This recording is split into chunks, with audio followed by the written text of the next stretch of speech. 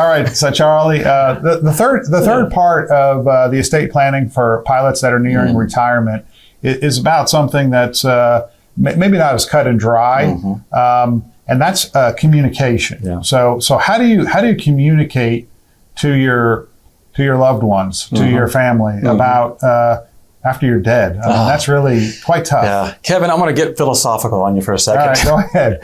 It's going to be awkward. You know, it's hard to do this kind of stuff. It's awkward. It feels weird. But what I've found in life, Kevin, is when I'm doing something that feels awkward, it's usually the right thing to do. Unless I'm dancing in front of a bar, that's not the right thing to do sometimes. Yeah, karaoke.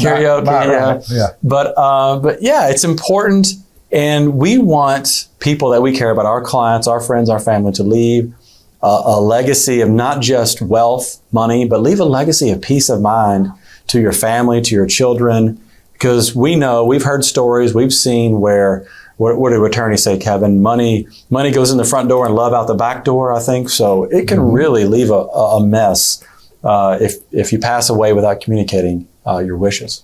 So there's two ways of thinking about this. Number one is that you can communicate with your family while you're still alive. And again, there's taboos around maybe doing this. So what we would suggest, Charlie, is to design an agenda.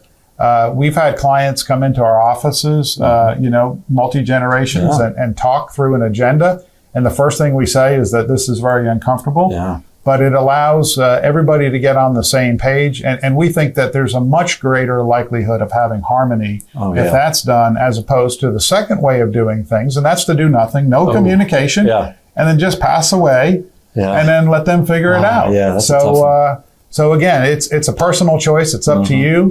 But there are a lot of tools that can help all of us communicate with our family when it comes to money. Yeah, absolutely. We can help with that, facilitate those discussions. I know estate planning attorneys do that as well. Kevin, a couple things I think about too, and again, this is not just for airline pilots getting ready to retire, kind of for all of us, regardless of age, is we want to make sure that our families are taken care of if something happens to us. One of the ways to do that is to make sure that your loved one is somebody that you know and trust, knows where to find important documents, important passwords.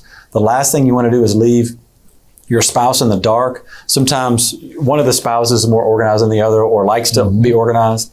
So at least know where you can find, the insurance documents with the policy number, phone numbers, how to get into the bank, who to communicate with.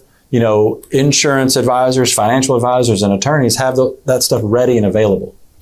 Yeah, absolutely. There's nothing worse than when someone passes away and people don't know where anything is and they just have to go through all the drawers. Yeah. I've spent a little bit of time in an attic going through papers with a client. It's not fun to do. Well, if we can help in any way, we are financial planners. We're not attorneys, but we have these conversations often, Charlie, with people. And we're happy to at least start the conversation with you around, do you need a trust? What documents should you have?